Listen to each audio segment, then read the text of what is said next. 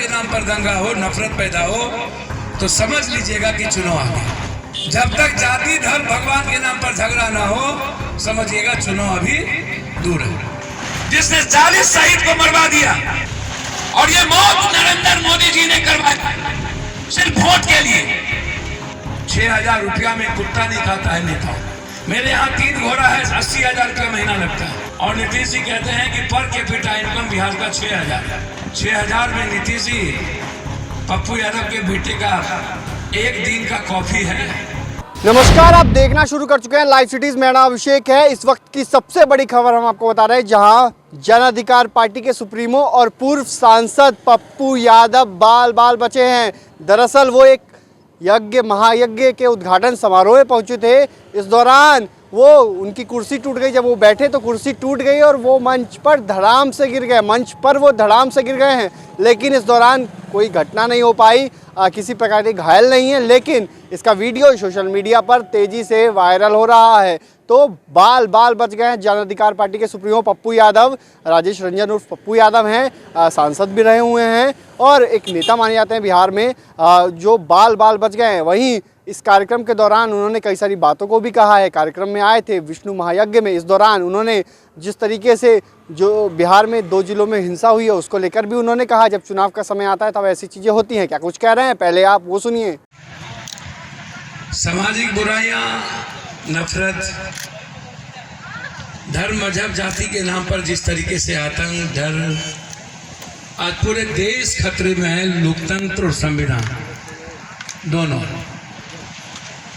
और लगातार लोगों के भीतर हम भगवान के नाम पर दीपावली, दुर्गा, काली, होली, ईद, बकरीद, गुरु नानक देव जी, जब कभी कुछ होता था हम लोग के बाप दादों के ज़माने में, तो हम लोग इंतजार करते थे कि कैसे एक दूसरे के यहाँ जाकर के जितिया में जाएंगे, मिठाई खाएंगे, जगे रहेंगे,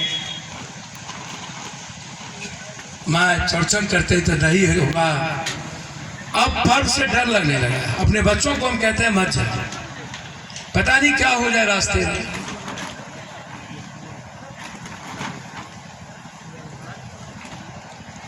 और ये सबसे बड़ा कारण सिर्फ चुनाव।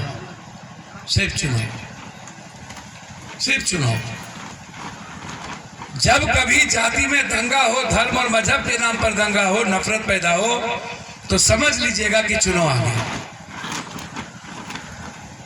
विधानसभा, लोकसभा, मुखिया जी का चुनाव, तब जाति का झगड़ा शुरू कर देता है। जब तक जाति धर्म भगवान के नाम पर झगड़ा ना हो, समझिएगा चुनाव अभी दूर है। अभी चुनाव नहीं आ रहा। हम तो सिर्फ वसुधैव कुटुंबकम की बात करेंगे। और ये बिहार और बिहारी 14 करोड़ एक परिवार है। हम इस बिहार और बिहारियों को एक परिवार के रूप में देखते हैं और हम गरीबी से आजादी चाहते हैं, राइट ऑफ एजुकेशन। इसलिए आज उसको भगवान की जरूरत नहीं है बाबा, उसको 1 लाख रुपये महीने की जरूरत है। 40,000 रुपया महीने जिस दिन एक गरीब आदमी के घर में पप्पू यादव खड़ा कर दे, वो आदमी जीने की आजादी तय करे। एक आदमी कहता है कि हम 85 करोड़ को आटा डाल देते हैं, जिसने पुलवामा किया, जिसने 40 शहीद को मरवा दिया, 3.5 तक के बाद टैक्स के बारे में आज तक नहीं बताया।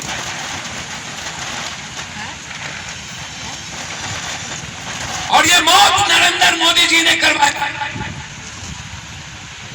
सिर्फ वोट के लिए।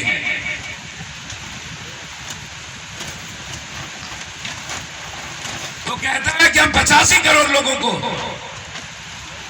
10 आदमी के पास 40% दौलत है इस भारत में, और 100 आदमी के पास 554 करोड़ लोगों की दौलत है, जो टैक्स देता है 3% बाबा 3। और यहाँ जो लोग खड़े और बैठे हैं ना, इस दुकान पर जाकर के नमन जूस खरीदता है 2 आना का, 4 आना का धनिया, 5 रुपये का तेजपत्ता, 40 रुपये का चप्पल, 100 रुपये की साड़ी, 22 रुपये का लुंगी, जिसकी संख्या है 54%, दौलत है उसके पास 3%, टैक्स देता है 54%।